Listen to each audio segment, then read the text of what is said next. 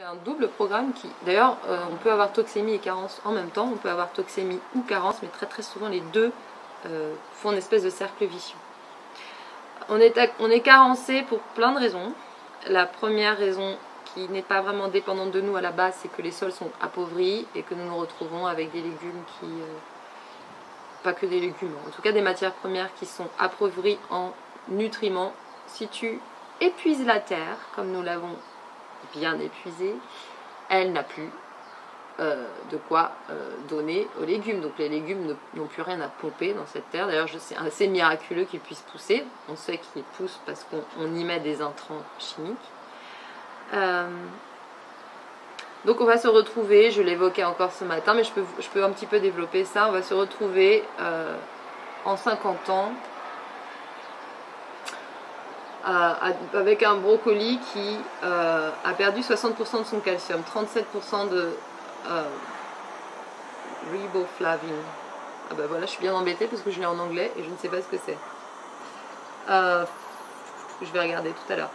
En tout cas, moins 26% de fer, moins 14% de vitamine C et moins 6% de phosphore. Bon, voilà, j'ai pris un tableau comme ça. C'est juste pour vous montrer à quel point on se retrouve dans des produits qui sont qui ont perdu ce potentiel de vie qu'ils nous offraient. Encore une fois, pas de dramatisation puisqu'on a des solutions à vous proposer. Et pas des solutions de baguette magique, des vraies solutions.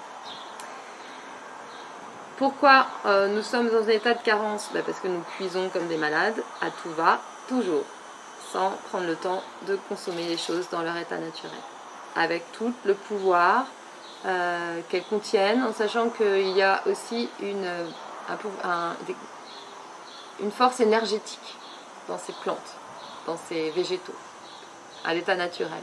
Ils vont nous apporter des nutriments, mais aussi des choses un peu plus subtiles. Pourquoi nous les assimilons mal? Parce que nous avons, à cause des toxémies, créé une dysrégulation de notre système digestif et nous n'arrivons plus à les assimiler. Alors là, c'est le cercle vicieux, c'est-à-dire que je ne suis plus en capacité d'assimiler les nutriments, même si je les mange.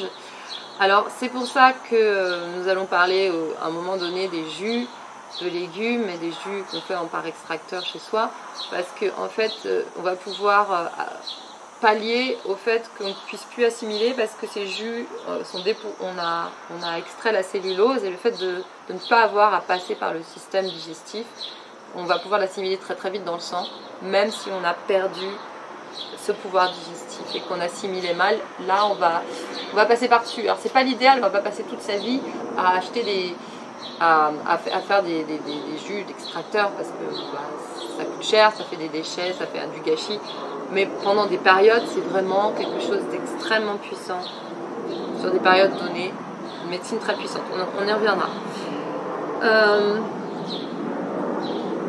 Et puis il y a aussi le fait que nous nous soyons tournés à un moment donné, c'est ce dont je parlais à propos des produits laitiers. On a décidé de se dire que calcium égale lait, fer égale viande. On a des espèces de raccourcis comme ça, sans s'être jamais remis en question. Et ces raccourcis-là, ils sont assez mauvais pour nous parce qu'on va penser que c'est là qu'il faut chercher les sources, alors qu'en fait on se tourne vers des sources qui ne sont pas assimilables, pas bio-assimilables. Donc c'est ce que je disais tout à l'heure. Voilà. Donc, et puis après il y a aussi le fait qu'on n'est peut-être parfois pas les bons réflexes, les bons choix d'aliments par rapport à sa propre constitution et qu'on ne constitue pas des assiettes équilibrées. Alors ça peut toucher autant à la diététique qu'au concept naturopathique, c'est-à-dire équilibré pour qu'on ait pour les nutriments essentiels, mais aussi équilibré pour qu'on n'ait pas une assiette qui nous mette dans un état d'acidose, qui respecte notre terrain et le pH de notre corps. Donc ça, c'est un peu un apprentissage. Si on ne sait pas, ça peut être un apprentissage, ça peut valoir le coup soit de faire des lectures ou de voir des conférences et des ateliers, comme vous faites. pour avoir accès à ces données, à pouvoir savoir comment choisir ces aliments, quels aliments. Vous allez voir qu'il y a des aliments extraordinaires pour pallier aux carences et comment les marier ensemble.